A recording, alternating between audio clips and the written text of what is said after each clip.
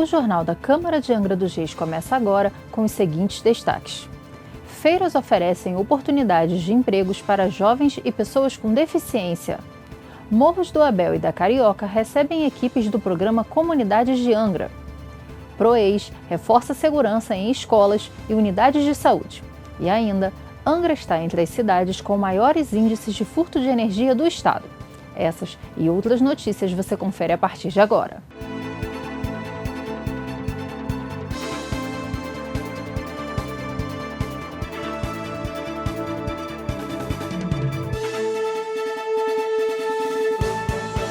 Nesta terça-feira, o apoio à pessoa com deficiência visual foi destaque na 12ª sessão da Câmara Municipal, com proposta do vereador Kelvin da Saúde, apresentada no plenário da Casa Legislativa, pedindo a valorização da Associação dos Pais e Amigos dos Deficientes Visuais. Eu preciso do voto dos meus pares para a gente dar o título de utilidade pública para a PADEV.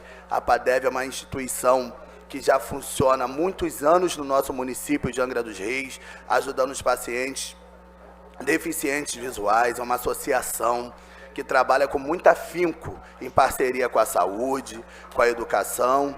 A Edília, que é uma maestra que está à frente da PADEV durante alguns anos. Então, hoje eu peço o título de utilidade pública para a PADEV. Vamos votar aqui, vai estar encaminhando para o nosso prefeito Ferretti, que é um parceiro da PADEV também. Reforço aqui que já estive em reunião semana passada com o secretário Paulo Fortunato para a gente achar um lugar digno para colocar a PADEV, com acessibilidade para os nossos usuários, que eles merecem essa atenção do poder público dessa Casa Legislativa. E o vereador Nilcinho Batalhador apresentou uma indicação para implementação de um projeto educativo permanente de conscientização sobre o descarte adequado de lixo na cidade. Esse projeto é um projeto que a gente considera de suma importância, para que a gente possa levar o conhecimento daquelas pessoas que ainda não tem total noção do quanto isso é danoso para o meio ambiente, para a sociedade de uma forma geral, criar uma cultura no dia a dia, fortalecendo os trabalhos que a Prefeitura já vem desenvolvendo, mas é muito importante também que a população tenha ciência da sua parcela importante nessa contribuição aí para que a gente possa trabalhar para o meio ambiente de melhor conservação, uma situação mais agradável nas ruas, nas proximidades das residências. A gente vê que muitas das vezes isso ocorre pelo fato da pessoa não ter informação de como descartar, onde descartar, a quem procurar. Então a gente vem trazer essa indicação no intuito de informar e conscientizar para criar essa cultura aí junto com a nossa população da nossa cidade. Já o vereador Jorginho Brum busca esclarecimentos sobre a rodovia RJ 155. O presidente da Câmara, Jorginho Brum, está apresentando um requerimento para pedir esclarecimentos ao Departamento de Estradas e Rodagens do Rio de Janeiro. Presidente, eu queria que o senhor comentasse quais esclarecimentos o senhor está solicitando. Então, a gente está subindo com requerimento, pedindo, cobrando o DER sobre o estado da estrada RJ 155, que é a estrada que começa ali perto, antes da Serra d'Água, perto do Serená, e vai até a Dutra. Infelizmente, essa estrada está em condições precárias, colocando em risco a nossa vida que trafegamos por ali, dos moradores de Angra e dos moradores da região, Paraty, Barra Mansa, cidades vizinhas. Então, a gente, inclusive, estive passando um tempo desse na RJ 155, coloquei isso na rede social, o asfalto praticamente não existe mais, a estrada não tem sinalização nenhuma, encostas desabando, bastante perigosas, os pontos de ônibus que não existem. Então, são diversas questões que estão se arrastando por alguns anos e a gente está fazendo nosso papel, cobrando, inclusive o DER, sobre as condições da estrada, que são péssimas. Nesta terça-feira, o Morro do Abel recebeu mais uma edição do programa Comunidades de Angra, com o objetivo de coletar reivindicações dos moradores sobre obras e serviços públicos.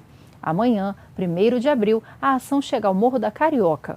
A tenda de atendimento vai estar na rua Lincoln Correia da Silva, das 9h30 da manhã a 1h30 da tarde. 2 grupos de moradores da cidade vão poder encontrar oportunidades de trabalho no início de abril. No dia 7, acontece a Sexta-feira de Empregos para Pessoas com Deficiência, no Centro de Estudos Ambientais. A iniciativa é gratuita e busca facilitar a inserção e recolocação desse público no mercado de trabalho. Para participar, os interessados devem comparecer ao local com documentos e currículo atualizado. Já no dia 8 de abril, acontece a terceira edição da Feira de Empregos para Jovem Aprendiz, também no Centro de Estudos Ambientais. O público-alvo são jovens entre 14 e 24 anos, mas sem limite de idade para pessoas com deficiência. Para participar, também é só se dirigir ao local com documentação e currículo. A presença dos agentes do PROES em escolas e unidades de saúde no município está sendo intensificada. O objetivo da iniciativa é reforçar a segurança preventiva e promover maior tranquilidade para estudantes, profissionais e usuários dos serviços públicos. A prevenção ao câncer de intestino foi tema de uma ação informativa no Centro de Especialidades Médicas do centro da cidade. O repórter Marcel Neustad tem mais detalhes. Hoje é o último dia de março. E entre as importantes datas que acontecem neste mês, uma que merece destaque é a campanha Março Azul, que tem o objetivo de chamar a atenção das pessoas sobre a necessidade da prevenção de um terrível tipo de câncer. O Março Azul é uma campanha coordenada pela Federação Brasileira de Gastroenterologia e acontece nesse mês de março em todo o Brasil. O símbolo está aqui na camisa e ela se desenvolve em todas as capitais e cidades como a nossa aqui. Qual o objetivo? É uma campanha de conscientização, de propagação, de ensinamentos de como detectar, tratar e procurar caminhos para a detecção precoce do câncer coloretal, ou seja, o câncer de intestino. E sobre o câncer de intestino, um triste dado trazido pelos médicos é que o número de casos da doença vem crescendo. E um dos motivos para isto é mais comum do que muita gente pode imaginar. Sendo um dos grandes vilões para o aumento de casos de câncer de intestino, a má alimentação que muitas pessoas têm no dia a dia. É importante lembrar a todos que muitas vezes a pessoa não sente nada, mas ela tem hábitos alimentares inadequados. E isso favorece o surgimento não só do câncer intestinal, como outras doenças hepáticas, cardiovasculares. Ou seja, quanto menos embutidos, quanto menos corantes, quanto menos defumado, quanto menos refrigerante, quanto menos beber e não fumar, isso é muito bom e diminui a prevalência, a incidência, o aparecimento desse câncer. E uma mensagem aqui do Março Azul, principalmente do nosso município, é que todos se envolvam, principalmente os nossos clientes, a população, e os órgãos de saúde, a prefeitura, as cooperativas médicas, as ONGs, as clínicas, as OS, as empresas gestoras de saúde que trabalham em hospitais ou clínicas, para que elas participem dessas campanhas que são educativas, de conscientização, porque isso vai se somar. Essa onda propagadora de prevenção tem que ser reimplantada por todos aqueles que trabalham na área de saúde. Portanto, a grande mensagem da campanha Março Azul é conscientizar as pessoas sobre a importância de uma vida mais saudável, o que pode reduzir ou eliminar completamente os perigos de doenças como o câncer de intestino. Daí essas campanhas de conscientização dos meses coloridos do ano, justamente para trazer à população a informação necessária para ela buscar caminhos para prevenção, ou seja, buscar esse diagnóstico de uma forma mais precoce. Porque a prevenção é saúde, então ele fazendo isso de uma forma precoce, ele tem chance de cura, de chega de 90% a 95% das vezes. E hoje no Brasil estão tendo cerca de 20 a 25 mil óbitos por ano por causa dessa doença. A Prefeitura de Angra dos Reis lançou recentemente uma plataforma para fazer a gestão do turismo em Angra dos Reis. Um representante da Turizangra esclarece como funciona o sistema. Viva Angra é um sistema digital de turismo que vem corroborar com o ordenamento turístico da cidade, integrando todo o ecossistema turístico da cidade.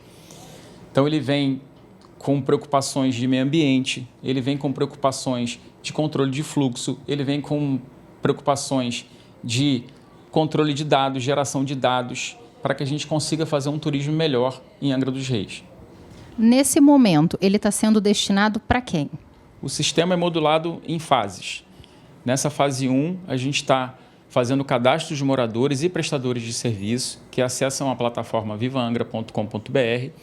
O morador ganha uma carteirinha com uma foto e isso facilitará e agilizará o acesso desse morador nas estações de embarque e nos atrativos turísticos da cidade.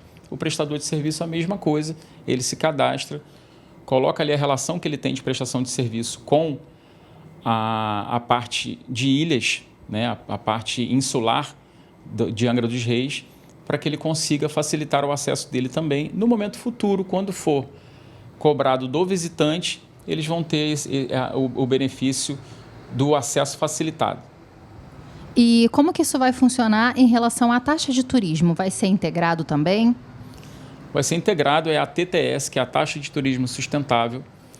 O sistema vai passar pelo cadastro de moradores, cadastro de prestadores de serviço, teste e validação de toda a infraestrutura. Nas estações de embarque, nessa fase 1, a gente vai contemplar a Estação Santa Luzia, Estação Abraão, Japaris, Araçatiba e Camorim. Então, nesses pontos, serão instalados infraestrutura com testes de internet, de energia. Então, tem que testar isso tudo, validar isso tudo, para que depois, no futuro, a gente consiga avançar para a fase de cobrança da taxa, verdadeiramente falando. O sistema prevê isenções para idosos acima de 60 anos, crianças até 12 anos, PCDs e parentes de morador de até 2º grau. Então, esses são isentos. O morador que encontrar algum tipo de dificuldade com a plataforma Viva Angra, ele pode entrar em contato com o WhatsApp da Turizangra, que nossa equipe está à disposição para tirar qualquer dúvida. Também vamos chegar à fase de auxílio nas estações de embarque. Para esse morador que transita por ali, ele também vai ter pessoas do sistema para poder auxiliá-lo. Convidamos os moradores, os prestadores de serviço, para que façam o cadastro, para que juntos transformem o turismo da cidade junto com a Prefeitura.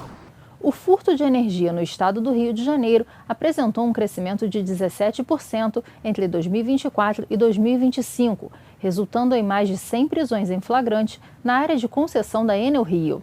Entre os municípios com maior concentração de irregularidades, Angra dos Reis ganha destaque ao lado de cidades como São Gonçalo, Niterói e Paraty, compondo o grupo que responde por quase metade das ocorrências registradas pela concessionária.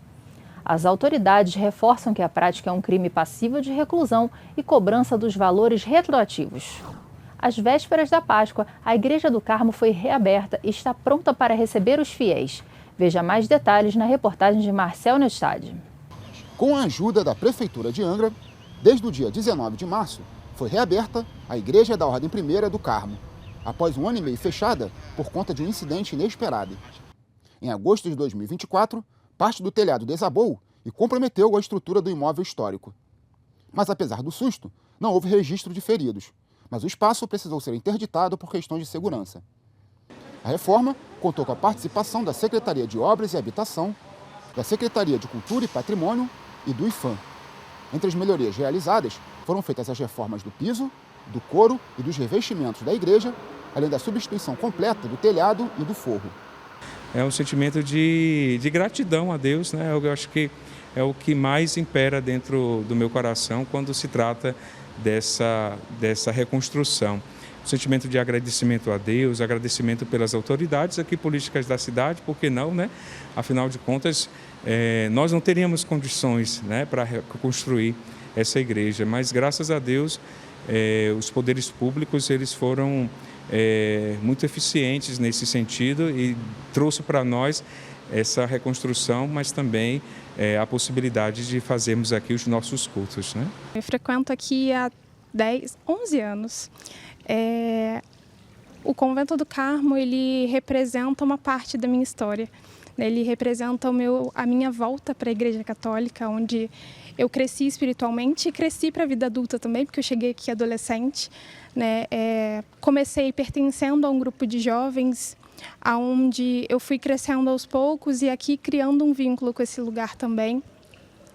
Quando isso aconteceu, foi uma quebra enorme no nosso meio, porque aqui era o lugar onde a gente se encontrava, aqui era o lugar onde a gente tinha os nossos encontros, onde a gente se sentia íntimo mesmo, né? E com o Carmo reestruturado, de pé novamente, eu posso dizer que é como se a minha casa estivesse de volta. Entre as dificuldades apresentadas durante a obra, esteve o fato de a Igreja da Ordem Primeira do Carmo ser tombada, isto é, protegida pelo Instituto do Patrimônio Histórico e Artístico Nacional, o que exigiu, por parte dos técnicos envolvidos na reconstrução, uma série de cuidados para manter os padrões históricos da estrutura. Quando a prefeitura foi atuar nessa igreja, a gente não tinha um inventário de como ela era antes, então a gente precisou de fazer um resgate, tanto de fotografias quanto de relatos, e também uma investigação até dos próprios escombros, né? Foi necessário pegar pedaços para que a gente pudesse recuperar esses elementos que às vezes parecem estéticos, mas que também são importantes para que a gente possa recuperar a partir do sistema construtivo. Muitos dos elementos a gente fez com madeira maciça, tal como eram feitos antigamente, né? Hoje em dia a gente poderia fazer de concreto, porque seria mais rápido, mas aí a gente não estaria contando essa história. Como que a gente chegou nessa forma, né? Então havia um diálogo muito próximo com os trabalhadores, com as trabalhadoras, né? De tentar montar, às vezes até como um próprio quebra-cabeça.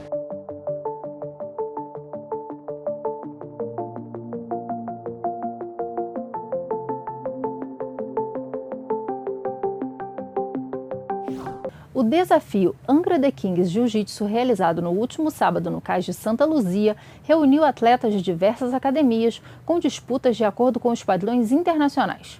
Além da competição, o desafio promoveu a integração entre professores e equipes, que reforça o jiu-jitsu como uma modalidade de destaque no cenário esportivo do município.